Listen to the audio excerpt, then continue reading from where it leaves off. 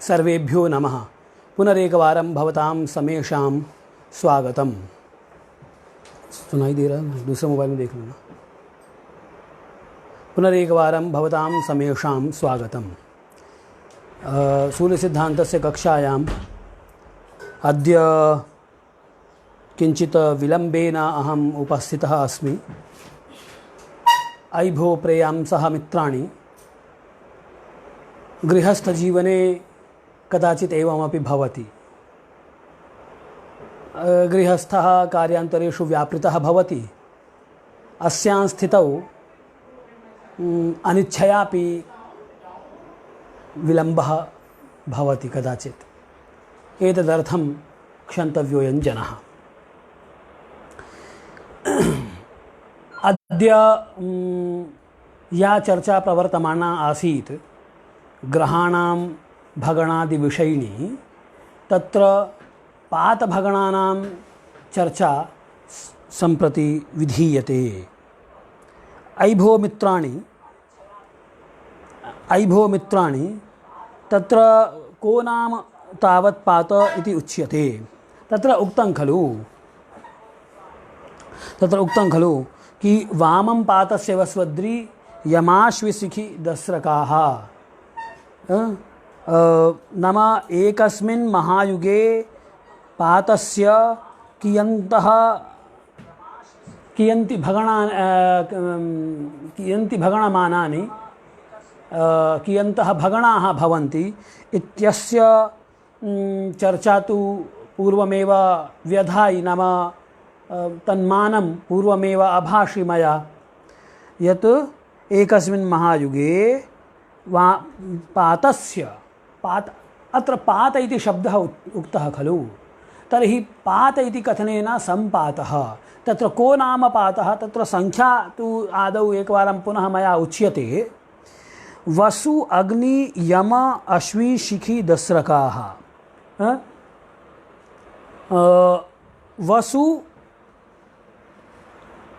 मार्जनी कुत्र गता? अस्तु। किम् अवोचम् अहं? वसु अर्थात् अष्टौ। वसु अग्नि त्रीणि, वसु अग्नि यम द्वे, अश्वी द्वे, शिखि त्रीणि, दस्र द्वे। इत्थम् इकाई दहाई सैकड़ा हजार 10,000 लाख 38 उत्तर 200 अथवा 22 शतोत्तर सैकड़ा हजार लाख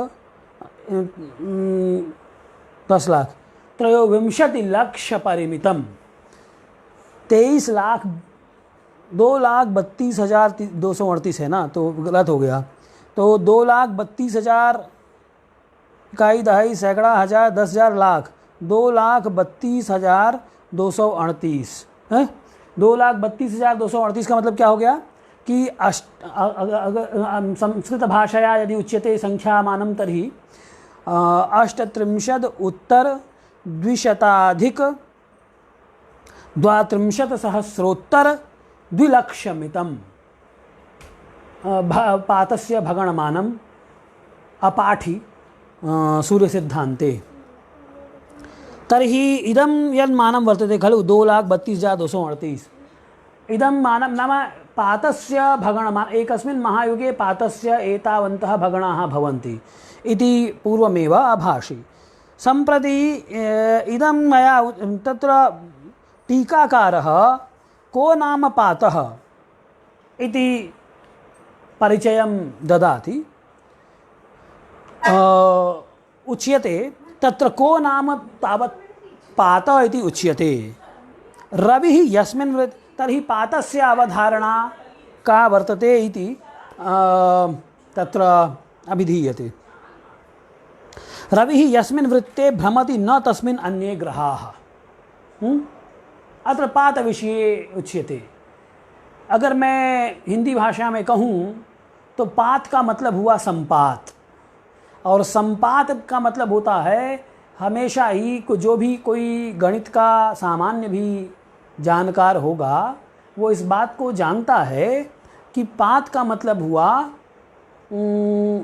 दो वृत्तों का या दो रेखाओं का किसी एक बिंदु पर मिलना। अगर दो रेखाएं किसी एक बिंदु पर मिलती हैं तो उसे हम पात कहते हैं। जैसे एक ये रेखा है, एक ये रेखा है।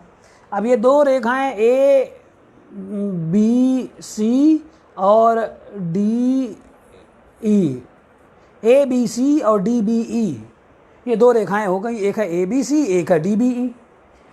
तो उभेपि रेखे बी बिंदौ सम्मिलतः खलु तर्हि बी इति संपात बिंदुः, उभयोः संपातः बी बिंदौ वर्तते।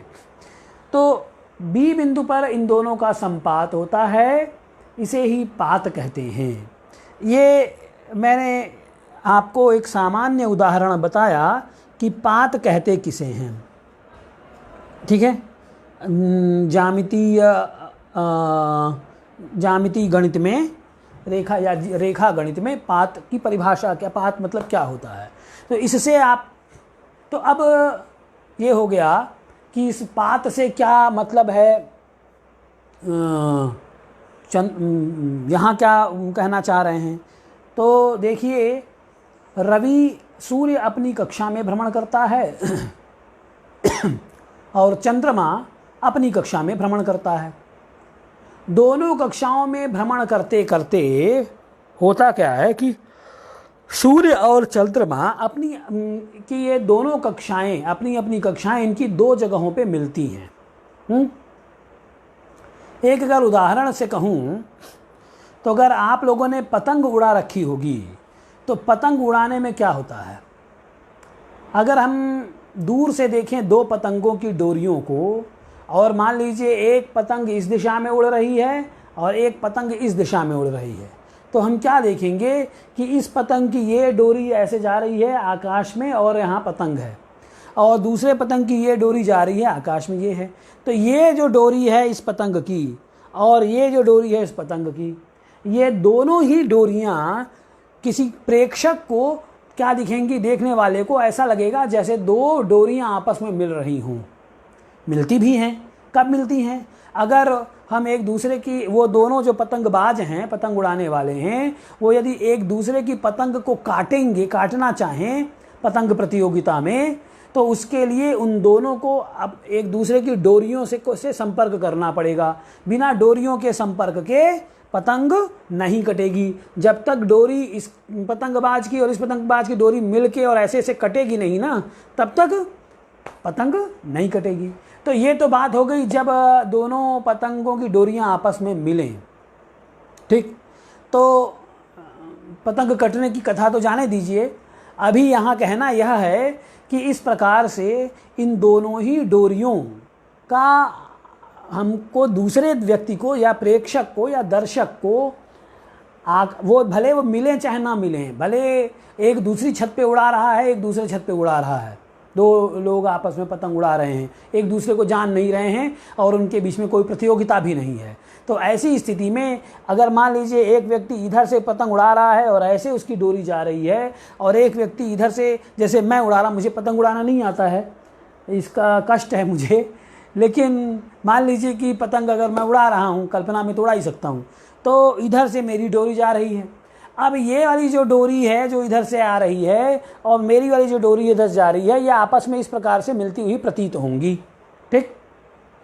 यही इन दो डोरियों का संपात है। अब ये जो डोरियां हैं ये वक्राकार होती हैं, तो समझ लीजिए कि एक वृत्त का खंड ये है और दूसरे वृत्त का खंड ये है। तो ये दोनों वृत्तों के जो खंड हैं इस प्रकार से एक संपातित होते रहते हैं, ठीक है। यही स्थिति आकाश में, खगोल में भी होती है। खगोल में क्या है कि मान लीजिए ये सूर्य का भ्रमण पथ है, ये सूर्य का भ्रमण पथ है। हम पृथ्वी को केंद्र में रख लेते हैं और पृथ्वी को केंद्र में रख के भूकेंद्रम केंद्रम मत्वा सूर्यस्य भ्रमणकक्षायाः कल्पना अस्माभिः विधेया। तर्हि कल्प्यते इयं भ्रमणकक्षा अथवा क्रांतिवृत्तं। सूर्यभ्रमणकक्षायाः का संज्ञा वर्तते? क्रांतिवृत्तम् इति, एक्लिप्टिक् इति यदुच्यते खलु आङ्ग्लभाषायां, तदेव सूर्यभ्रमणकक्षा। नाम यस्मिन् वृत्ते सूर्यः भ्रमति, भूकेन्द्रं केन्द्रं मत्वा तद्दिने अस्माभिः अभाषि। किम् अभाषि? यत् यस्मिन् वृत्ते भ्रमति खचरः नास्य मध्यं कुमध्ये। अस्तु भवतु, नाम कुमध्ये तस्य केन्द्रं स्यान् न वा इति सम्प्रति चर्चा न विधेया, न तु मनसि तच्चिन्तनीयम्। अस्माकं तु यदा इदम् उच्यते कि भूकेन्द्रं केन्द्रं मत्वा, यदा एवम् उच्यते खलु, तर्हि अस्यां स्थितौ भूकेन्द्रं केन्द्रं मत्वा इति केन्द्रमिति यद् ग्रहकक्षायाः केन्द्रमिति उक्तं खलु, तत्तु वस्तुतः भूकेन्द्रं केन्द्ररूपेण न परिगण्यते। प्रत्युत भूकेन्द्रं तत्प्रेक्षकस्य आधारं मत्वा क्रियते, परिगण्यते। नाम यतो हि प्रेक्षकः भुवि वर्तते खलु, असौ द्रष्टा कुत्र अस्ति? असौ द्रष्टा तु वर्तते भुवि, भूमण्डले। तर्हि भूमण्डलमेव आधारीकृत्य तेषां समेषां प्रेक्षणं, दर्शनम्, अवलोकनम् अस्माभिः क्रियते खलु। न तु चन्द्रमण्डलम् अथवा चन्द्रपृष्ठम् उत भौमपृष्ठं, मंगलपृष्ठं वा गुरुपृष्ठं वा सूर्यपृष्ठं। सूर्यपृष्ठं आधारीकृत्य तु अस्माभिः ग्रहाणां भ्रमणं नावलोक्यते। आप मेरी बात समझ रहे हैं कि नहीं? मैं इस बात को थोड़ा हिंदी में भी कहूँ। देखिए, जब हम केंद्र की बात करते हैं, उस दिन हमने एक बात कही, यहाँ पे जो एक चर्चा प्रसंगवशात जो चर्चा आ रही है, उसमें ये बात समझ लेनी चाहिए कि आप में किसी प्रकार का भ्रम न रहे। जब मैंने ये कहा कि पृथ्वी को केंद्र मानकर सूर्य अपनी कक्षा में भ्रमण कर रहा है, तब आपके मन में यह जिज्ञासा हो सकती है कि अरे भाई, उस दिन तो आप कह रहे थे कि यस्मिन् वृत्ते भ्रमति खचरः नास्य मध्यम कुमध्ये, तो फिर पृथ्वी को केंद्र में क्यों कर रहे हैं? बात सही है। तब मैं यहाँ पर यह कहूँगा आपसे कि यहाँ पर जब हम केंद्र की बात करते हैं कि पृथ्वी को केंद्र मानकर सूर्य अपनी कक्षा में भ्रमण कर रहा है, तो वहाँ केंद्र का मतलब सेंटर पॉइंट मत लें आप। वहाँ केंद्र का मतलब वह आधार भूमि लें, जिस आधार भूमि के सापेक्ष ग्रहों का दर्शन होता है। और सरल भाषा में कहूँ तो दृष्टा या खगोलज्ञ या कोई भी एक सामान्य व्यक्ति भी अगर सूर्य को देखता है, तो सूर्य का जो अवलोकन कर रहा है, चाहे वह प्रवाह वायु जनित 24 घंटे का उसका भ्रमण हो या प्रतिदिन का भ्रमण हो पूर्व की ओर ग्रह का, सूर्य हो, चंद्रमा हो, कोई भी हो। भाई सामान्य व्यक्ति को अन्य ग्रहों का या यहाँ तक कि चंद्रमा का भी प्रतिदिन का उनकी कक्षा में एक एक अंश का चलना, सूर्य प्रतिदिन अपनी कक्षा में एक अंश चलता है। तो सामान्य व्यक्ति भले इस बात को न जान पाए, लेकिन जो खगोलज्ञ है वो तो इस बात को जानेगा। तो वह अपनी कक्षा में सूर्य एक एक अंश खिसके या जो प्रवाह वायु के द्वारा 24 घंटे में पूर्व पश्चिमाभिमुख भ्रमण हो और उससे सभी पृथ्वी पर स्थित सभी व्यक्तियों को उसका दर्शन हो जाए, कोई भी स्थिति हो। मेरा कहना यह है, अलग अलग स्थितियों में सूर्य को आप देखते हैं, दोनों गतियों के प्रसंग में। अगर मैं सूर्य की अपनी गति मानूंगा तो मैं क्या अवलोकन करूंगा कि सूर्य प्रतिदिन अपनी कक्षा में कितना चल रहा है पूर्व की ओर, सूर्य की अपनी गति मानूंगा तो। और जब मुझे अहोरात्र की स्थिति को जानना है, यानी कि सूर्य आज मेरे क्षितिज पर किधर उगा, मान लीजिए ये पूर्व है, ये पश्चिम है, तो किस बिंदु से उदित हुआ और किधर उसका मध्याह्न में उसकी स्थिति कहाँ थी, और अस्त काल में शाम को पश्चिम में वो किस पश्चिम दिशा में किस बिंदु पर अस्त हुआ। तो ये जो अहोरात्र वृत्त है, इस अहोरात्र वृत्त में सूर्य का दर्शन हो दृष्टा के द्वारा या उसकी अपनी कक्षा में उसकी गति हो, ये दोनों ही जो गतियां हैं, इन गतियों के आधार पर सूर्य का अवलोकन करता कौन है? सूर्य का अवलोकन पृथ्वी पर स्थित व्यक्ति करता है। तो कहना हमें यह है कि ये जितने भी ग्रहों का अवलोकन है, वेद है, ये हम अपने सापेक्ष करते हैं, मनुष्य अपने सापेक्ष करता है। मेरी दृष्टि से सूर्य कितने अंश कला विकला पे है, मेरी दृष्टि से चंद्रमा कितने अंश कला विकला पे है, मैं जब देखूंगा ना, तो मैं देख रहा हूं तो मैं अपनी दृष्टि से देखूंगा। तो इसका मतलब ये हुआ कि जो वहां राशि अंश कला विकला सूर्य की, चाहे प्रत्येक ग्रह की या प्रतिदिन की लिखते हैं, क्या वो चंद्रमा के सापेक्ष लिखते हैं या कि सूर्य के सापेक्ष लिखते हैं? सूर्य के सापेक्ष भी नहीं लिखते। सूर्य के सापेक्ष लिखने का मतलब क्या हुआ? जब हम ये कहते हैं कि जो ग्रहों की गति है, वो ग्रहों की गति का सिद्धांत हम जियोसेंट्रिक की बजाय हीलियोसेंट्रिक लेंगे। That means every planet is moving in traversing along in their orbit while sun is in the center. Okay, तो ये जो कैप्लर एक्सेट्रा की ये जो बात हमारे यहाँ भी ये बात कही गई है, उसको ऋषियों ने व्यावहारिक नहीं समझा, इसलिए फिर उस बात को संकेत में ही कहा। खैर, वो विषय नहीं है चर्चा का, किसी दिन इस पर भी चर्चा होगी। तो विषय लंबा ना हो जाए, मैं इसको थोड़ा शॉर्ट करता हूँ ताकि हम अपने प्रकृति पर आ सकें। मित्रों, ये मैं कहना चाहता हूँ कि जब हम सिद्धांत पढ़ते हैं, कोई भी आप शास्त्रीय ग्रंथ पढ़ते हैं, तो शास्त्रीय ग्रंथों में पंक्तिशः अध्ययन करते वक्त प्रसंगवशात आपको कई जगह जाना पड़ता है, कई उदाहरण देने पड़ते हैं, इसलिए किसी भी विषय को कहने में समय लगता है। यहाँ पे कई प्रकार के विद्यार्थी हैं, हर प्रकार का विद्यार्थी उन विषयों को समझ सके, इसलिए उसको बार बार इस तरीके से कहा जाता है। तो खैर, तो मैं आपसे ये कह रहा था, मैं विषय जो मूल में था वो शंका थी। शंका वही कि भाई, जब आपने एक बार कह दिया कि यस्मिन् वृत्ते भ्रमति खचरः नास्य मध्यम कुमध्ये, तो फिर जब एक बार आपने ऐसा कह दिया कि प्रत्येक ग्रह अपनी कक्षा में भ्रमण जो करते हैं, जिसे हम प्रतिवृत्त बोल रहे थे, उस प्रतिवृत्त में स्पष्ट ग्रह जो भ्रमण करता है, उस वृत्त के केंद्र में पृथ्वी नहीं है। सीधी सी बात। तो जब आपने ये कह दिया, तो फिर आप ये बात क्यों कह रहे हैं कि पृथ्वी को केंद्र मानकर और सूर्य अपना क्रांति वृत्त में भ्रमण करता है? तो उसमें उसी के लिए मैंने इतनी सब व्याख्या की। तो उस व्याख्या का निष्कर्ष यही है संक्षेप में कि पृथ्वी को केंद्र आप माने चाहे मत माने, उस ग्रह के, अभी सूर्य को हटा दीजिए, नहीं तो भ्रम हो जाएगा। आप कहेंगे सूर्य का नहीं, मंगल का ले लीजिए आप।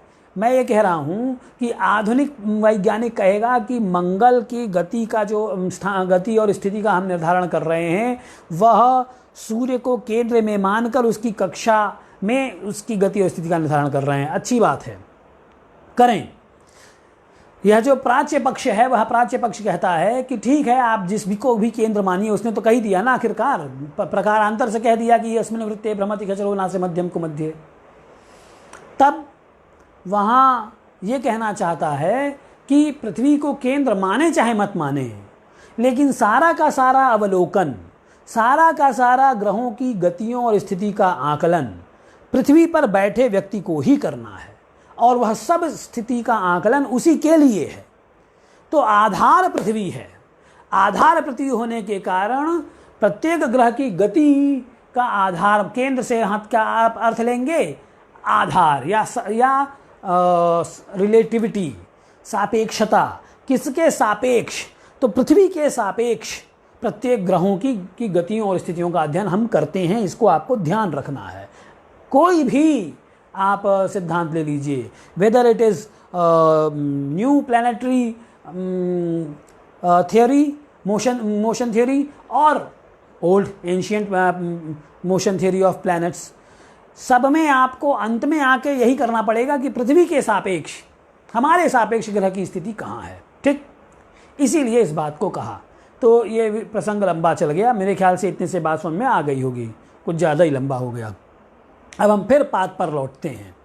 तो पात के बारे में मैं यही कह रहा था आपसे कि पृथ्वी रूपी आधार, पृथ्वी के सापेक्ष सूर्य का जो भ्रमण है, तो सूर्य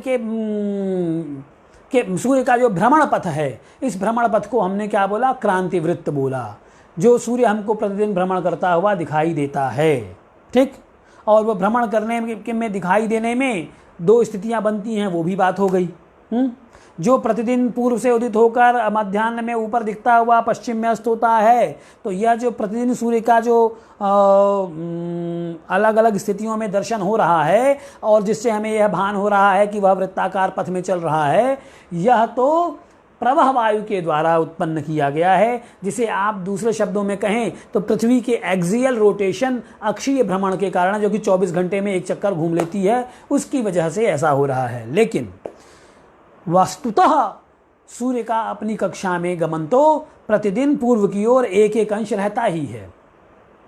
तो उस स्थिति को और उस गति को खगोलज्ञ ही जानते हैं।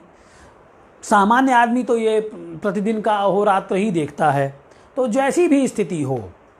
लेकिन एक बात और मैं बता दूं कि यह खगोल वेत्ताओं के लिए, जो जानते हैं उनके लिए नहीं है, जो सामान्य व्यक्ति देख रहे हैं, जो पहली बार पढ़ रहे हैं इसको, उनके लिए है। वो भी एस्ट्रोनॉमी भले जानते होंगे, लेकिन प्राच्य संदर्भों में किस प्रकार से इनकी व्याख्या है, इसके लिए मुझे बार बार कहना पड़ता है इन विषयों को। तो मित्रों, मैं ये कह रहा था कि यह जो पूर्व से पश्चिम की ओर प्रत्येक ग्रह का गमन दिखता है प्रतिदिन का, उसको आप diurnal circle, DIURNAL, diurnal circle या अहोरात्र वृत्त कहते हैं। ठीक है, ये क्रांति वृत्त नहीं है। ठीक, ये क्या नहीं है, ये क्रांति वृत्त जो आप सूर्य को उदित होते हुए और मध्य में जाते हुए और अस्त होते हुए देखते हैं, इससे जो एक वृत्त बनता है, उसके भ्रमण पथ बनता है, वह भ्रमण पथ क्रांति वृत्त नहीं है। ठीक, तब अब मैं क्रांति वृत्त की बात करता हूं। अच्छा, क्रांति वृत्त को अगर आप पहचानेंगे तो कैसे पहचानें, इसका कुछ है आपको बोध नहीं होता है, तो मैं सामान्य लोगों के लिए कह देता हूं। मित्रों, जब चंद्रमा और शुक्र आकाश में रात्रि में दिखाई दें, तब देखिए, मान लीजिए चंद्रमा यहाँ है और शुक्र यहाँ इस जगह पे है, या चंद्रमा वहाँ है, शुक्र यहाँ दिख रहा है तो उससे एक 24 अंश का जो ये पट्टी है, इसी पट्टी पर को क्रांति वृत्त बोलते हैं। आप उसी रेखा में सभी ग्रहों के भ्रमण पथ की कल्पना करेंगे। ये नहीं हुआ कि आकाश में कहीं पे भी इधर भी हो जाएगा, ग्रह इधर भी दिखेगा, उधर भी दिखेगा, उधर भी दिखेगा, ऐसा नहीं है ना, ये आप जान लीजिए। क्रांति वृत्त जो है वो एक निश्चित पथ है, या दूसरे शब्दों में कहूँ तो प्रत्येक ग्रह का एक निश्चित पथ है। आकाश में वो कहीं भी इधर उधर या ऐसे नहीं होते हैं, बल्कि एक निश्चित पाथ है, जिसे हम एक्लिप्टिक कहते हैं, क्रांति वृत्त कहते हैं। वही क्रांति वृत्तीय पाथ जो कि सूर्य का है ना, उसी को आगे अगर आप बढ़ा लीजिए, पैरेलल कर लीजिए, तो इनर प्लैनेट्स जो हैं उनका, यानी बुध शुक्र का और मंगल गुरु और शनि के भी भ्रमण पथ उसी में आ जाते हैं। ठीक है, यानी कहूँ, सीधे शब्दों में कहूँ तो अगर मंगल को आप देखेंगे, आपने जब एक बार निर्धारित कर लिया कि चंद्रमा यहाँ है, शुक्र यहाँ है, तो आपने निर्धारित किया कि ये 24 अंश की एक पट्टी है। तो इस 24 अंश की पट्टी से शुक्र को, अन्य ग्रहों को आपको देखना होगा, उसी पट्टी पर देखना पड़ेगा। इधर जाके चाहे इधर जाके वो नहीं दिखेंगे आपको। मैं फिर आपको बता देता हूँ। ठीक है, इसलिए आपको एक निर्धारित बेल्ट है, सेलेस्टियल बेल्ट है, खगोलीय बेल्ट है, क्षेत्र है। जैसे रोड होती है, रोड के इधर उधर गाड़ियाँ नहीं चलती हैं, रोड पे ही चलती हैं। ठीक उसी प्रकार से वो रोड जो है, उनके लिए, ग्रहों के लिए क्रांति वृत्त है। एक मर्यादा बांध दी गई है, उसी मर्यादा के भीतर आपको पूर्व से पश्चिम की ओर सभी ग्रह भ्रमण करते हुए दिखेंगे। ये बात मैंने आपसे कही कि जब भी आप ग्रहों को का दर्शन करना चाहें, वेद करना चाहें, तो हर जगह आपको लगाने की ज़रूरत नहीं है। आप पहले क्रांतिवृत्त डिटेक्ट कीजिए। First you have to detect the path of ecliptic and then all the planets will be, you can find all other rest of the planets in that along with that path, not beyond that path. तो वो नहीं होगा। खैर, अब फिर हम प्रकृति, कई बार इधर उधर चला जाता हूँ। तो मैं कह रहा था आपसे कि यह जो ग्रहों का भ्रमण पथ है, ठीक है, तो इस भ्रमण पथ पर क्या हो गया, इस भ्रमण पथ पर एक बात जो पहले भी हमने कही थी, क्या, कि सूर्य की कक्षा बड़ी है और चंद्रमा की कक्षा छोटी है। अगर आपको याद हो तो शीघ्रगः तान्यथाल्पेन कालेन महाताल्पगः है कि चंद्रः शीघ्रगः वर्तते शीघ्रगतिकः वर्तते। किमर्थम? यतो हि लघु कक्षः तस्य कक्षा लघ्वी वर्तते, अतः शीघ्रमेव गमनं भवति, तस्य गतिः शीघ्रा वर्तते। किंच अयं सूर्यः सः तु अल्पगः वर्तते, यतो हि तस्य कक्षा बृहती वर्तते। बृहत् कक्षः असौ सूर्यः, किंच शनिः इतोपि महत् कक्षः इति वक्तुं शक्यते। तो सूर्य को अगर आपको हाथ के इशारे से जब आप कहेंगे तो आपको कैसे कहना पड़ेगा कि सूर्य इस प्रकार से उसका भ्रमण पथ है। तो उस भ्रमण पथ को हमने क्या कहा, अब इधर की बजाय मैं इधर कर लेता हूँ ताकि ये हाथ मूव करे। तो सूर्य का ये मान लीजिए पृथ्वी के सापेक्ष हमें देखना है, केंद्र मत कहिए, पृथ्वी के सापेक्ष आपको सूर्य का भ्रमण किस प्रकार से लेना पड़ेगा, इस प्रकार से लेना पड़ेगा। ठीक, तो ये मान लीजिए क्रांति वृत्त है। ठीक है, अब एक दूसरा वृत्त है, वो कौन सा वृत्त है?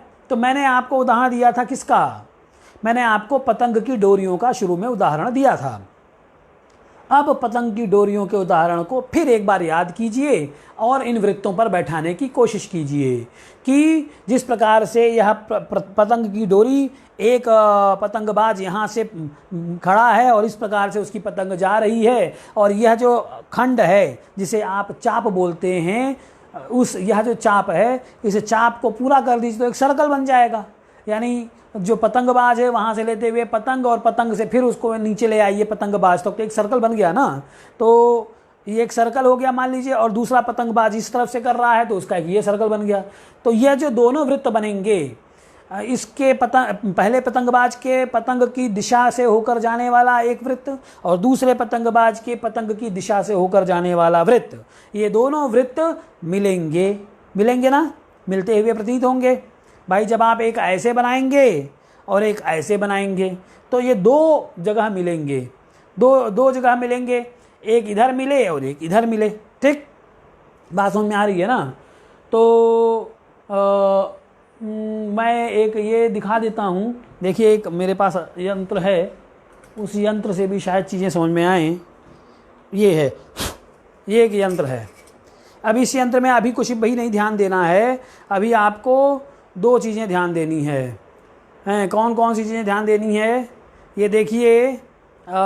इसमें अगर मैं आपको दिखाऊं, ये देखिए कैसे, देखिए ये देखिए, ये दो वृत्त हैं। एक वृत्त ये है इस तरीके से, एक ये चौड़ा सा वृत्त है जिसे क्रांति वृत्त कहते हैं, ये जिस पर राशियां बनी हुई हैं। तो ये चौड़ा सा वृत्त है जिस पर राशियां बनी हुई हैं, और एक उसके साथ संपातित, देखिए दो जगह संपात है, एक यहाँ इस वृत्त का एक यहाँ संपात है और एक इस तरफ संपात है, दो तरफ संपात है। तो इस तरीके ये जो वृत्त है, ये पतला वाला वृत्त और ये चौड़ा वाला वृत्त, इन दोनों का एक संपात इधर है, एक संपात इधर है। तो बहरहाल मेरे ख्याल से इतना तो सबके समझ में आती है बात कि एक जो यह वृत्त बना, अगर एक ये वृत्त बनाता हूँ मैं और एक ऐसे वृत्त बनाता हूँ, तो दोनों वृत्तों का संपात एक यहाँ हुआ एक नीचे हुआ। ठीक, तो मैं ये कह रहा था आपसे कि सूर्य का जो भ्रमण पथ है जिसे क्रांति वृत्त बोलते हैं, वो मान लीजिए क्रांति वृत्त ऐसा है, और चंद्रमा का भ्रमण पथ, चंद्रमा जो चक्कर लगाता है वो ऐसे है। तो अब देखिए, एक ऐसे और एक ऐसे, तो अब देखिए कि यहाँ संपात हुआ इन दोनों का। क्रांति वृत्त यानी सूर्य का भ्रमण पथ ये, चंद्रमा का भ्रमण पथ ये ए यहाँ संपात और दूसरा संपात ए यहाँ, ये दो संपात होंगे हमेशा, ठीक है। अच्छा, तो जिस प्रकार से अच्छा फिर उसके जिस प्रकार से को आगे कहेंगे, अभी इस पे आ जाते हैं। तो अब देखिए एक लाइन के लिए कितना लंबा कहना पड़ा। तो मित्रों, मैं आपसे ये कह रहा था, टीका को अगर देखें तो तत्र को नाम तावत पात इति उच्यते। पात किसे कहते हैं इसके बारे में बताते हैं। रवि यस्मिन् वृत्ते भ्रमति न तस्मिन् अन्ये ग्रहाः। यस्मिन् वृत्ते रवि भ्रमणं करोति न तस्मिन् अन्ये ग्रहाः। समेषां ग्रहाणां पृथक पृथक कक्षा वर्तते इति भावः। रवेः भ्रमण वृत्तम क्रांति वृत्तम। जो रवि का भ्रमण वृत्त है उसे क्रांति वृत्त कहते हैं। ततः स्वस्व शरतुल्ये अंतरे स्वस्व विमंडले ग्रहाः भ्रमन्ति। तो उस रवि के क्रांति मंडल से, क्रांति वृत्त से एंगुलर डिस्टेंस लेते हुए, कोणीय अंतर लेते हुए प्रत्येक ग्रह की कक्षाएं होती हैं, ठीक। तो जैसे कि यह सूर्य का एक क्रांति वृत्त हो गया। अब चंद्रमा इनर प्लैनेट है, तो चंद्रमा का मैं एक कर देता हूँ। ये सूर्य का भ्रमण पथ जिसे क्रांति वृत्त बोला, और ये तो यानी तो अगर उस ये जो मैंने एक सर्कल बनाया, इस पर एक पर्दा लगा दे में, तो यानी पर्दा इस प्रकार से गया, ठीक। और जो चंद्रमा का भ्रमण पथ है तो इससे टेढ़ा ऐसे ही नहीं रहेगा वो, यानी अगर सूर्य का ये पृथ्वी से इस प्रकार का कोण बना रहा है तो चंद्रमा का जो भ्रमण पथ है वो ऐसे टेढ़ा कोण बनाया उसने, वो ऐसे जाएगा उसका, ठीक है। तो यानी इस प्रकार से समझ लीजिए, यह सूर्य के भ्रमण पथ का ये हो गया पृष्ठ या तल, और चंद्रमा के भ्रमण पथ का ये मान लीजिए हो गया। तो ये अंतर, इस अंतर को उन्होंने बोला है शर। इसी अंतर को क्या बोला? शर। दोनों के तलों में, क्रांति वृत्त का तल यानी कि सरफेस, तो उसका सरफेस अगर मान लीजिए ये है, और चंद्रमा विमंडल का सरफेस, क्योंकि चंद्रमा ऐसे ना होके सूर्य की तरह ऐसे ना होके वो थोड़ा सा वो टिल्टेड है, तिरछा है, तो वो उसका भ्रमण पथ ऐसे मान लीजिए, तो उसका तल कैसा हो जाएगा? ये हो जाएगा। तो ये चंद्रमा का तल, ये पृथ्वी का तल, इन दोनों तलों में जो ये अंतर है ना, इसी अंतर को शर बोलते हैं। अच्छा, जिस प्रकार से चंद्रमा का के विमंडल वृत्त और क्रांति वृत्त में यह अंतर हुआ ना, कोणीय अंतर, इसी प्रकार से प्रत्येक ग्रह के विमंडल वृत्त का क्रांति वृत्त से कोणीय अंतर होता है। इसी कोणीय अंतर को प्रत्येक ग्रह का शर बोलते हैं, विक्षेप बोलते हैं, सेलेस्टियल लॉन्जिट्यूड बोलते हैं। खगोल के एस्ट्रोनॉमी की भाषा में बोलूं तो सेलेस्टियल लॉन्जिट्यूड यानी कि the angular distance between ecliptic and a planets orbit, that is called celestial longitude, या शर उसे कहते हैं। क्रांतिवृत्त सूर्य भ्रमण वृत्तम अर्थात क्रांतिवृत्तम अथ च अन्यस्य ग्रहस्य भ्रमण वृत्तम उभयोः यत् कोणीयम अंतरम तदेव शर संज्ञकम विक्षरः विक्षेपः वा इति कथ्यते। तो उन्होंने क्या कहा कि प्रत्येक ग्रह, तो इसीलिए उन्होंने ये बात कही थी कि सभी ग्रह क्रांति वृत्त में भ्रमण नहीं करते, बल्कि वो सभी कहाँ करते हैं? उस क्रांति वृत्त से, पहले क्रांति वृत्त उन्होंने बोल दिया और फिर कहा उस क्रांति वृत्त से उन सब के जो भ्रमण कक्षाएं हैं वो कुछ न कुछ एंगुलर डिस्टेंस, कोणीय अंतर लिए हुए होती हैं। उसी कोणीय अंतर को शर कहते हैं। तो मित्रों, जब ये कोणीय अंतर है तो ये कोणीय अंतर कहीं जाके समाप्त भी तो होगा ना भाई। मान लीजिए ये एक ग्रह का यह क्रांति वृत्त हो गया, ठीक, यह क्रांति वृत्त है, और चंद्रमा का जो चंद्र विमंडल वृत्त है वो ऐसे है। तो अब देखिए मैंने क्या किया था, क्रांति वृत्त को ऐसे किया और चंद्रमा के लिए मैं इधर गया और इधर जाके, तो जितना मैं इधर जाऊंगा यही तो शर, यही तो अंतर है ना भाई। इस प्लेन का एक्लिप्टिकल प्लेन का यानी क्रांतिवृत्तीय धरातल का और चंद्रमा का जो ये विमंडल वृत्त है इसके धरातल का। तो इन दोनों धरातल का यही अंतर है जो मेरे हाथ से प्रदर्शित हो रहा है। ये क्रांतिवृत्त, इस क्रांतिवृत्त का ये धरातल, और अब मैं चंद्रमा का विमंडल बनाऊंगा तो इसको इधर कर दूंगा और ऐसे करूंगा। तो ये चंद्र विमंडल वृत्त और ये चंद्रमा का धरातल। ठीक, तो मैं हाँ, तो कहना ये है कि अब इस प्रकार, तो ये जो अंतर दिख रहा है आपको यहाँ इस जगह पे जो दिख रहा है, ये अंतर धीरे धीरे कहाँ खत्म हो रहा है, यहाँ आगे खत्म हो जा रहा है, क्योंकि यहाँ ये क्रांतिवृत्त है और चंद्रमा का विमंडल यहाँ है। यहाँ से ये चलेगा और क्रांतिवृत्त पे आते ही ये अंतर समाप्त, या जहाँ संपात बिंदु है वहाँ पे, इसे ही पात कहते हैं। ठीक है, और फिर ये क्रांतिवृत्त ऐसे ही रहा और इस क्रांतिवृत्त को दूसरी बार वो संपात कहाँ करेगा, जब चंद्रमा ऐसे होते होते होते होते यहाँ आएगा, ये दूसरा संपात हुआ। तो दो संपात होंगे किसके, तो इसका मतलब क्या हुआ, जो दो संपात हुए तो फिर क्या हो गया, तो एक तो ये क्रांतिवृत्त हो गया और ये चंद्र विमंडल का। तो ये अब देखिए, ये जो अंतर है प्लेन का, यानी एक प्लेन ऐसे था और क्रांतिवृत्त का प्लेन ऐसे था, है ना।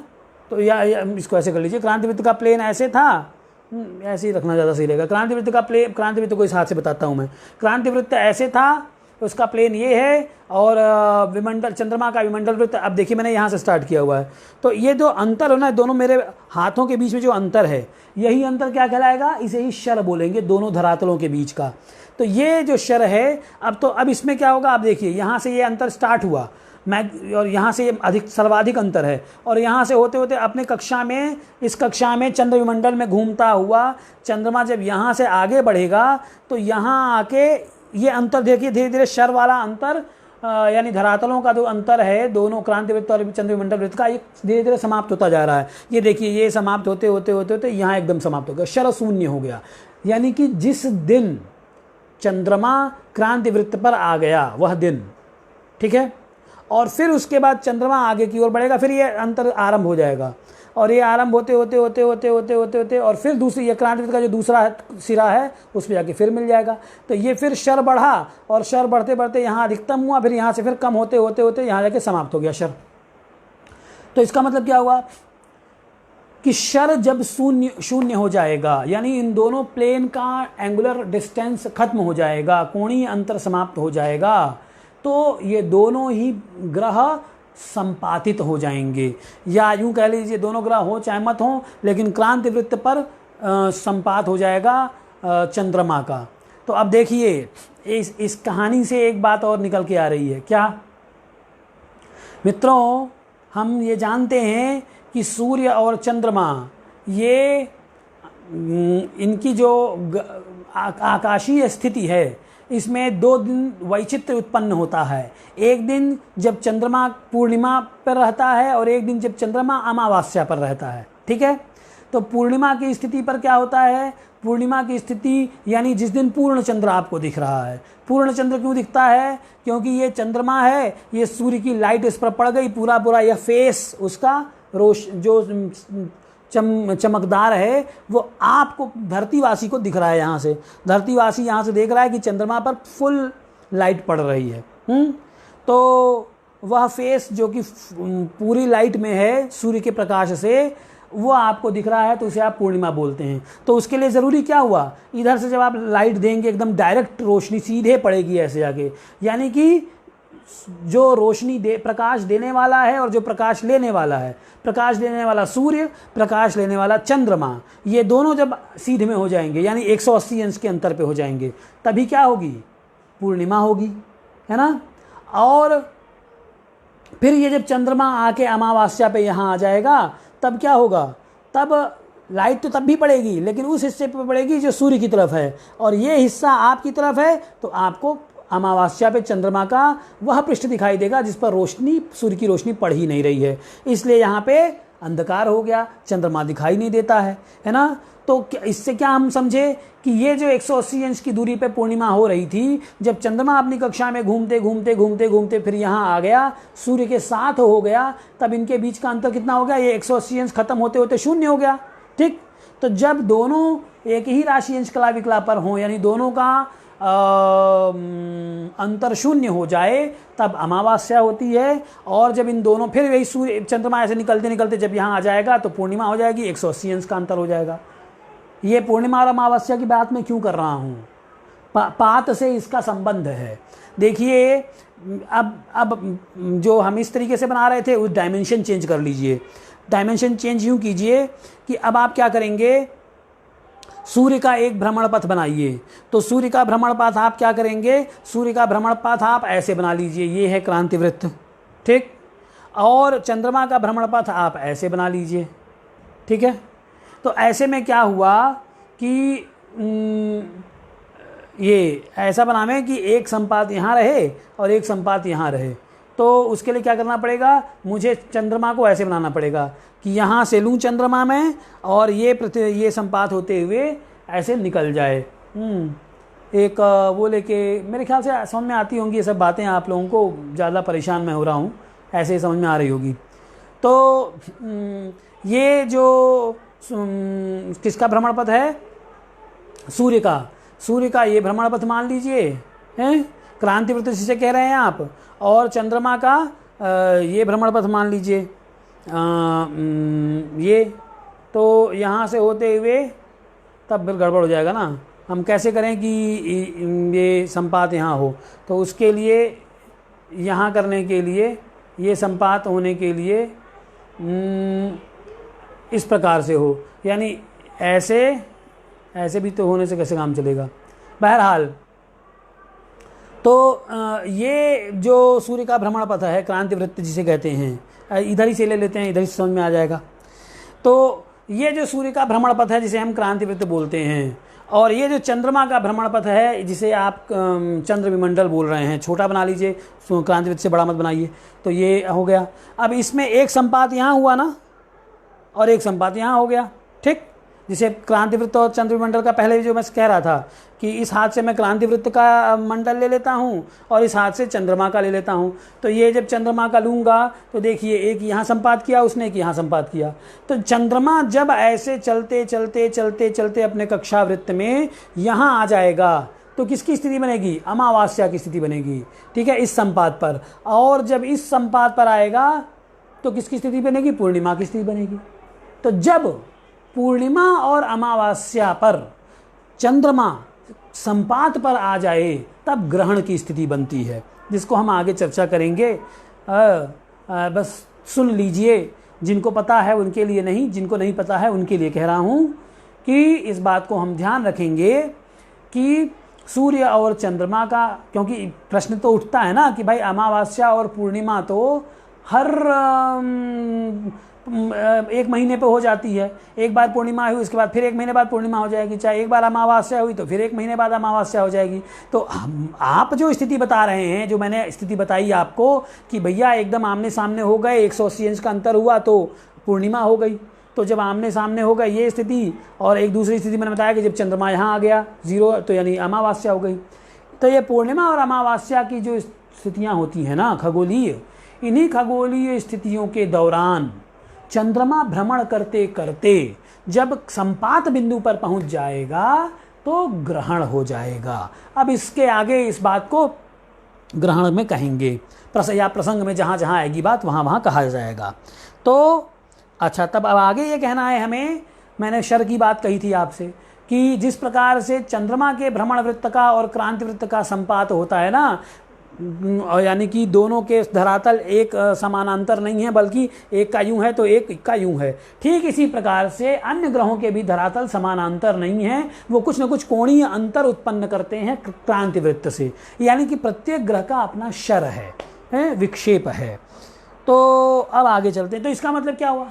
इसका मतलब ये हुआ कि जिस प्रकार से चंद्रमा का शर होने से 2 संपात बिंदु चंद्रमा के हुए, उसी प्रकार से क्या अन्य ग्रहों के भी संपात बिंदु होते हैं? एकदम सही, अन्य ग्रहों के भी संपात बिंदु होते हैं मित्रों। तो जो चंद्रमा का जो संपात बिंदु है वो एक राहु और एक केतु कहलाता है। तो क्या मतलब हुआ? इसका मतलब प्रत्येक ग्रहों के राहु केतु होते हैं? जी बिल्कुल होते हैं। राहु केतु न कहें आप तो संपात बिंदु कहिए, असेंडिंग और डिसेंडिंग नॉड कहिए, वो जरूर होंगे। तो प्रश्न ये है कि फिर वो उनका फिर अरे बाप रे इतने राहु केतु हो गए, तब तो फिर बड़ा गड़बड़ हो गया। नहीं, गड़बड़ नहीं होगा। गड़बड़ इसलिए नहीं होगा क्योंकि बाकी जो ग्रह हैं ना वो आप पर उतना प्रभाव नहीं डालते, क्योंकि उनके कक्ष वो इतने अल्प दिखाई देते हैं। तो जब वही अल्प दिखाई दे रहे हैं तो उनका संपात बिंदु क्या प्रभाव डालेगा आप पर, है ना। तो इसीलिए बार बार कहा जाता है कि जो भी चीज़ें होंगी वो पृथ्वी के सापेक्ष होंगी। खगोलीय ज्ञान भी पृथ्वी के सापेक्ष लिया जाएगा। तो अब पृथ्वी के सापेक्ष जिस घटना का कोई बहुत अंतर ही नहीं पड़ रहा है उस पर माथा फोड़ी करने से कोई फायदा नहीं है।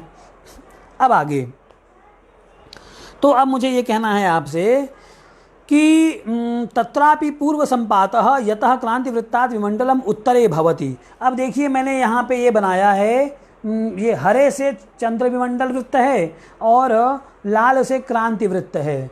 यह क्रांति वृत्त हो गया ये, और आपका हरे से ये चंद्र विमंडल वृत्त हो गया। तो अब ये मैंने ये दोनों, चूंकि ये द्विविमीय है ना, 2 डायमेंशन है ना, इसलिए आपको यहाँ पे और यहाँ पे मिलता हुआ दिख रहा है, इसलिए मैंने यहाँ पे जानबूझ के इसको मिटा दिया है ताकि आपको ये मिलते हुए न दिखें। हालांकि तब भी मानस तो बनी बुद्धि में तो आ जाती है बात, लेकिन मित्रों ये 2 जगह मिल रहे हैं, एक यहाँ मिल रहे हैं और एक यहाँ मिल रहे हैं। ठीक, यह उत्तर पात कहलाता है, यह दक्षिण पात कहलाता है। यानी कि जिस पात संपात से चंद्रमा ये है ना, अब चंद्रमा इस तरीके से भ्रमण करते करते ये उत्तर दिशा है, तो जहाँ से उत्तर की ओर चलने लगता है उसे उत्तर पात यानी राहु, जिसे हम असेंडिंग नोड कहते हैं। और ये चंद्रमा जब यहाँ आते आते जब इस जगह संपात करता है, इस संपात को दक्षिण संपात या दक्षिण पात और केतु यानी डिसेंडिंग नोड बोलते हैं, यानी वह संपात बिंदु जहाँ से चंद्रमा दक्षिण की ओर चलने लगता है। तो इस प्रकार से 2 पात हुए, 2 संपात बिंदु हुए, राहु और केतु, या उत्तर संपात और कौन सा दक्षिण संपात, जिसे असेंडिंग और डिसेंडिंग नोड कह रहे हैं। इसी बात को वो कहते हैं, जिसे कि ये पूर्व संपात और पश्चिम संपात भी कह रहे हैं। देखिए चूंकि ये दिशा पूर्व है, ये पश्चिम है, इसलिए कपिलेश्वर उसको पूर्व संपात और पश्चिम संपात भी कह रहे हैं। कैसे कि संपात वो उत्तर क्यों कहा, उत्तर संपात इसलिए कहा क्योंकि यहाँ से चंद्रमा उत्तर दिशा में प्रवृत्त होता है, और इसको दक्षिण संपात क्यों कहा क्योंकि यहाँ से चंद्रमा दक्षिण में की ओर प्रवृत्त होता है। लेकिन ये संपात किस दिशा में हो रहे हैं, तो उन्होंने कहा कि चूंकि उत्तर संपात की दिशा पूर्व है इसलिए इसे पूर्व संपात कह दिया, और दक्षिण संपात की दिशा पश्चिम है जहाँ से वो दक्षिण की ओर मूव करता है चंद्रमा, इसलिए इसको पश्चिम संपात भी कपिलेश्वर जी ने कहा है। वो क्या कहते हैं, तत्रापि पूर्व संपातः यतः क्रांति वृत्तात् विमंडलम उत्तरे भवति, जिस पर क्रांति वृत्त से विमंडल यानी यह जो चंद्रमा का कक्षा वृत्त है ये उत्तर की ओर चलता है, ये पूर्व संपात हो गया राहु। और पश्चिम संपातः, ये पश्चिम संपात है, यतः क्रांति वृत्तात् विमंडलम दक्षिण, जिससे क्रांति वृत्त से यह दक्षिण की ओर जाने लगता है, इसे हम केतु कहते हैं। केतु इत्यभिधीयते। तत्र पूर्वपाते क्रांति विमंडलयोः अंतररूपः याम्यो विक्षेपः। पूर्व जो संपात है, ये पूर्व से जो मैंने अभी शर की बात की कि शर संपात पे समाप्त हो जाता है, अब उस बात को वो कह रहे हैं। क्या कह रहे हैं कि तत्र पूर्वपाते क्रांति विमंडलयोः अंतररूपो याम्यः विक्षेपः।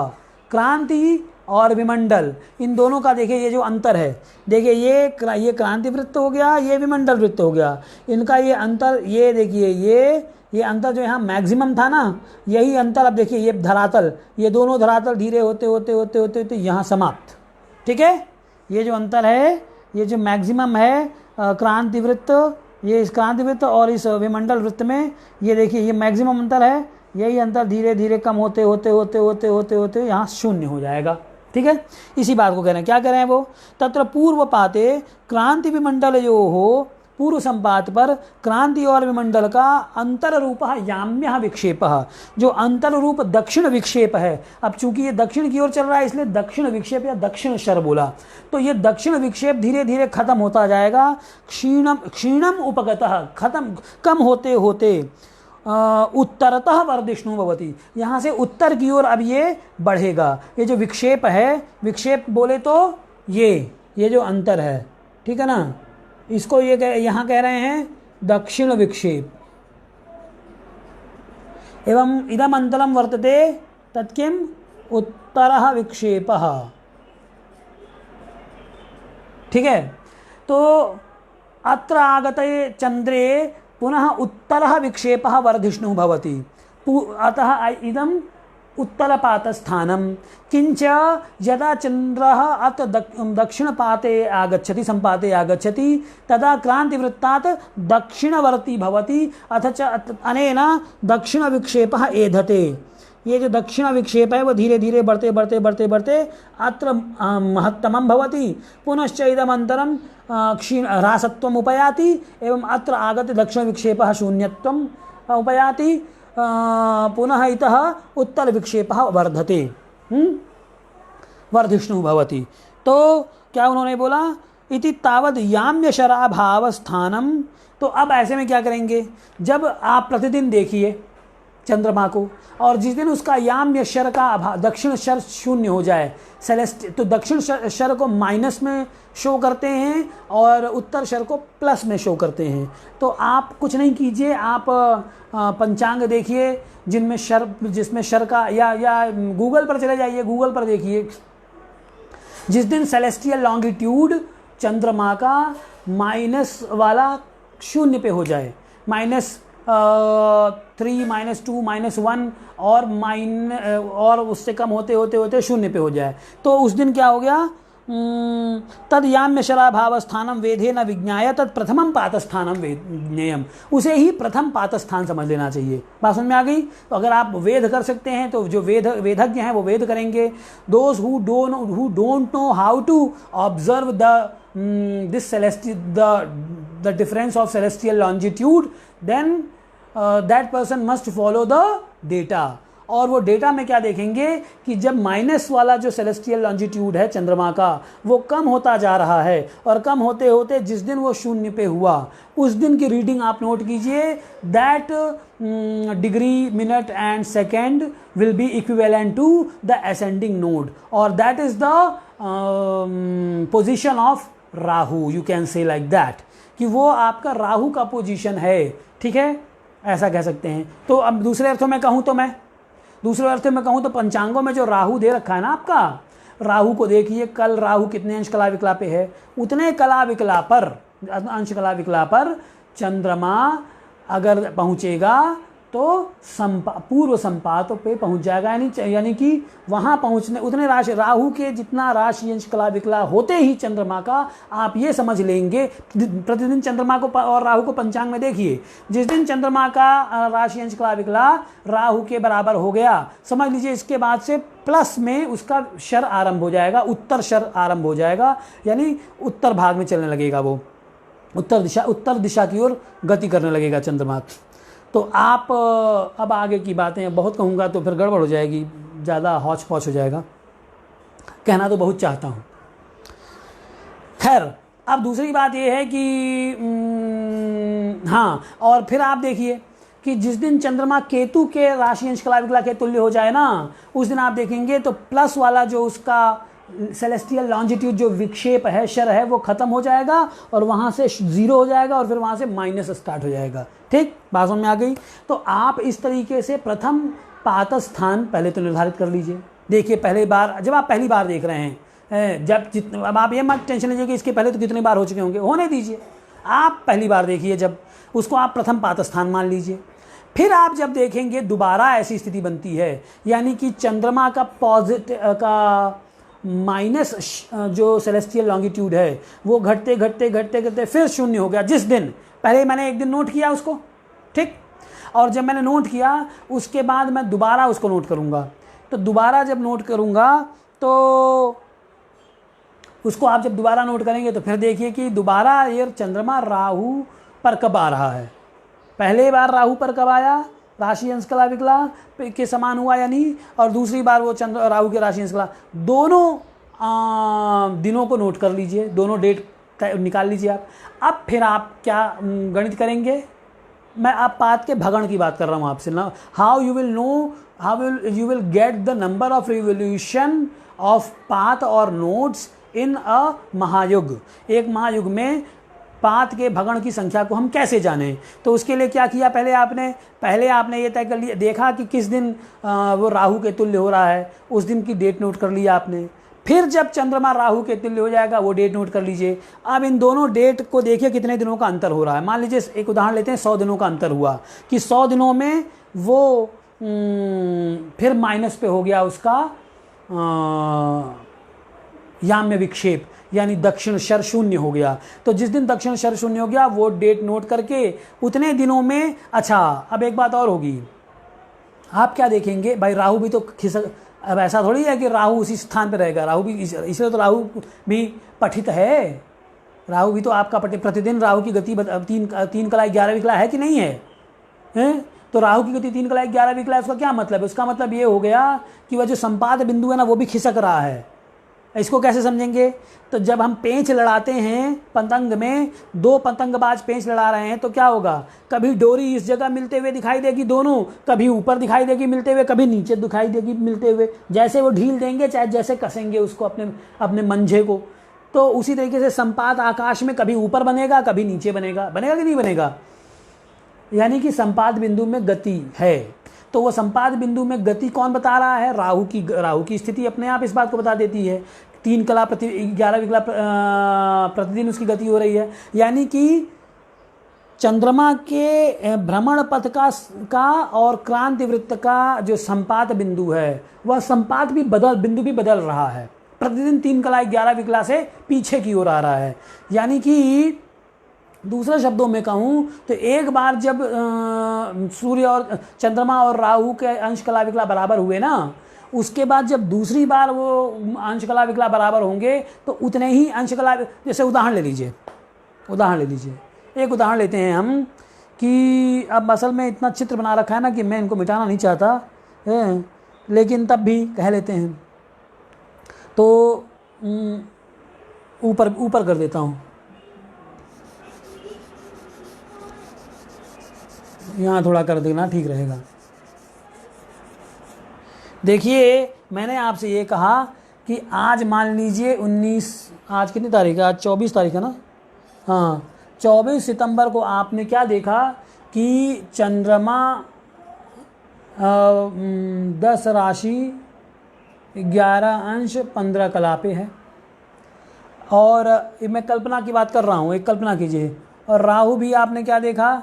10 राशि 11 अंश 15 कला। इसका मतलब क्या हुआ?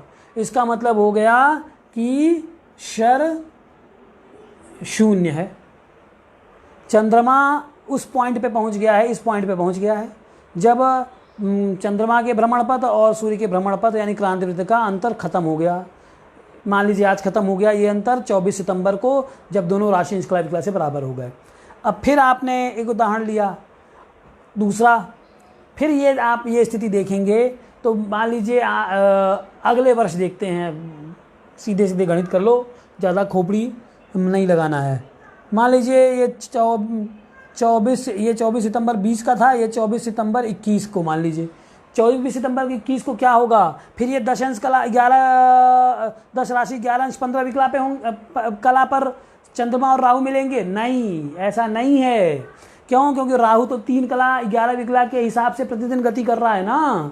तो अब मान लीजिए आप, तब इस दिन क्या होगा?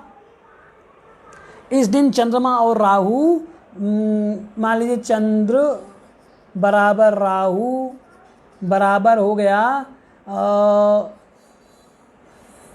7 राशि और 11 अंश 15, ताकि ज़्यादा हम लोगों को गणित न करना पड़े इसलिए कर रहा हूँ। तो अब क्या हो गया? तो अब 10 राशि और फिर जब हुआ तो 7 राशि पे ये स्थिति बन रही है। तो 10 राशि से 7 राशि का कितना अंतर हो गया? या 7 राशि की जगह कम कर लेते हैं ना, नहीं तो फिर गड़बड़ हो जाएगा। अब इतनी गणित करेंगे हम लोग। मान लीजिए ये 11 राशि है। जब दोबारा अगले वर्ष 24 सितंबर को जब दोनों मिले, जब ये संयोग से हमने फिर देखा कि 24 सितंबर को चंद्रमा और राहु फिर बराबर हो गए, तो उस दिन ये पोजीशन नहीं रहेगी, बल्कि 11 राशि, इसको 11 अंश की जगह 12 अंश कर लीजिए। 11 राशि 12 अंश पे मान लीजिए दोनों मिले, यानी फिर 24 सितंबर 21 को जो स्थिति थी, फिर वो 24 सितंबर 20 को थी, वो 24 सितंबर 21 को ही। ऐसे में इनका जो पोजीशन है वो चेंज हो जाएगी, और वो पोजीशन हम कल्पना कर रहे हैं कि वो पोजीशन है 11 राशि 12 अंश 15 कला। हमें कल्पना इसलिए कर रहे हैं कि हम इनका डिफरेंस निकाल लें। तो डिफरेंस क्या निकला, तो क्या निकला, एक राशि एक अंश का। एक राशि का मतलब हुआ 30 अंश और एक अंश उसमें जोड़ दीजिए यानी कि 31 अंश हो गया। तो अब फिर गणित लगाएंगे कि एक वर्ष में अगर 31 अंश पात मूव करता है तो क्या हमने गणित लगाया, गणित ये लगाएंगे। अब इसको मिटा देता हूं ताकि, क्योंकि यहाँ गणित भी करनी है मुझे। तब मैंने क्या किया, मैंने ये कहा, गणित क्या लगाया कि 365 दिनों में या 365 दिन लगते हैं, ऐसा कह दिया जाए कि 31 अंश पात का अंतर हुआ कितने दिनों में, 365 दिनों में। तो एक अंश कितने में होगा, 365 बटे 31। तो 360 अंश यानी एक चक्कर कितने में लगेगा, तो 365 बटे 31 गुणे 360 अंश कर लीजिए आप। इससे क्या निकलेगा, इससे पात का एक भगण निकल जाएगा। ठीक है, यानी एक भगण, एक पूरा चक्कर लगाने में इस पात को, यानी इस, अच्छा अब ये देखिए, अब इसको मिटा दो तो इससे क्या निकलेगा आपको, इससे एक चक्कर लगाने में पात को कितना समय लगेगा ये पता चल जाएगा। तो एक भगण का समय निकल गया, तो महायुग में जितने दिन होते हैं उतने दिनों में कितने भगण होंगे ये भी पता चल जाएगा। तो महायुग के मान लीजिए 1 लाख दिन, 1 लाख दिन में अगर 1000 भगण हो रहे हैं तो एक दिन में कितना चला, इस प्रकार से पात की मध्यम दैनिक गति भी आ जाएगी। तो ये बातें तो हो गई। अब उन्होंने एक ये क्या बोला था, तो उन्होंने एक बात ये बोली थी कि पात की वामम उल्टी गति होती है, वामम पातस्य। पात की गति कैसे होती है, तो पात की गति उल्टी होती है मित्रों, ये बात जानिए। यानी कि ये पूर्व हमने कहा था, ये पश्चिम कहा था, तो पश्चिम की ओर यानी इधर जो है, अगर चंद्रमा ऐसे चल रहा है अपने कक्षा में तो ये संपात बिंदु जो यहाँ है वो फिर कुछ दिनों बाद यहाँ, फिर यहाँ, फिर यहाँ, फिर यहाँ, फिर यहाँ, फिर यहाँ, इस तरीके से खिसकता खिसकता जाएगा पात बिंदु उल्टी दिशा में। यानी अभी यहाँ जो संपात हो रहा है वो फिर क्रांति वृत्त से यहाँ संपात होगा, फिर क्रांति वृत्त से यहाँ संपात होगा, फिर क्रांति वृत्त से यहाँ संपात होगा, फिर क्रांति वृत्त से यहाँ संपात, इस तरीके से उल्टी दिशा में पात की स्थिति बनती है। ठीक है, बात समझ में आ गई। तो अब हम फिर आ जाते हैं पंक्ति पे। तो तत्र पूर्व पाते क्रांति विमंडल यो हो अंतल रूप याम्य विक्षेप क्षीणताम उपगतः उत्तरतो वर्धिष्णु, उत्तर से उत्तर की ओर बढ़ने लगता है। इति तावद याम्य शराभाव स्थानम वेदेन विज्ञाय तत्प्रथमं पातस्थानं ज्ञेयं ततो ग्रहो यावता कालेन पुनः यदा तद दक्षिण शराभाव स्थान गतो, फिर जब वो जितने समय में ग्रह दक्षिण शराभाव, याम्य शर यानी कि दक्षिण शराभाव स्थान पर आएगा, यानी यहाँ आएगा, विमंडल क्रांति मंडल यो हो पूर्व संपात स्थान गतो यदा भवति भवेत तावान कालः गणनीय, उतना समय, जैसे मैंने अभी आपको उदाहरण लेके बताया था, 24 सितंबर के 2 उदाहरण लिए थे आप, तो उतना समय गिन लीजिए। सच द्वितीय पातः पूर्वलब्ध पातात पश्चिमा एवं भवति, तो वो जो दूसरा संपात होगा ना, जो हमने 24 सितंबर 20 और 24 सितंबर 21 का लिया था, अब 24 सितंबर 21 को यहाँ नहीं संपात होगा, पीछे होगा उसके, मान लीजिए यहाँ संपात हो रहा है। तो इति सच द्वितीय पातः पूर्वलब्ध पातात पश्चिमा एवं भवति इति पातस्य विलोमा गतिः पश्चिमा गतिः सिद्ध्यति तयोः पादस्थानयोः अंतरम गणयित्वा, अब उनका अंतर निकालिए, कितना अंशात्मक अंतर है। ताम पात गतिम विजानीयात, उसको ही पात की गति जाननी चाहिए। ततो यदि एतावता कालेन एतावती गति पात गति तथा युग कालेन किम, तो यदि इतने समय में, मान लीजिए एक वर्ष में, जैसे हमने उदाहरण लिया कि एक वर्ष में 31 अंश, वो तो इतना तो पात चलता नहीं, बहुत कम होता है, हमने एक मोटा उदाहरण लिया था आपको समझाने के लिए। तो एक वर्ष में अगर 31 अंश तो कितने समय में 360 अंश, है ना। यदि एतावता कालेन एतावती पात तथा युग कालेन, तो सीधे महायुग से कर लिया उन्होंने कि महायुग के जितने भी दिन होंगे या वर्ष होंगे उसमें कितनी गति होगी। इस त्रैराशिकेन युगपात भगणाः ग्रहाणां भवितुमर्हन्ति ततः अनुपातेन एकस्मिन् दिनेपि पात गतिः सेत्स्यति इति भावः। इस प्रकार से पात की गति हो जाती है। कुछ चंद्रोच्च की भी बात करना चाह रहा था मित्रों, लेकिन कितना समय हो गया, मुझे लगता है समय हो गया। अब आज या तो ख़त्म करें, हाँ समय अधिक हो गया। तो मैं मित्रों ये जो वीडियोस मैं आपको बना रहा हूँ ये आपके लिए ही बना रहा हूँ हैं, और भवद्भ्यः सर्वेभ्यः एव इदं वर्तते, अतः कृपया अधिकाधिकसंख्यायाम् इदं पश्यन्तु, पूर्णं पश्यन्तु, किञ्च अधिकाधिकं शेर् कुर्वन्तु, येन अन्येपि जानीयुः, ज्ञानस्य प्रसारो भवेत् इति धिया। इसलिए I just want you to request that whoever is watching these videos, kindly watch complete video, number one, and number two, share it to other friends, to your other groups, so that all other rest of the people who are interested in astronomy can also watch and understand all the subtleties of Indian or archaeoastronomy. Thanks a lot. आप सभी को एक बार धन्यवाद। सर्वेभ्यो नमः। जयतु संस्कृतम, जयतु भारतम, जयतु ज्योतिषम।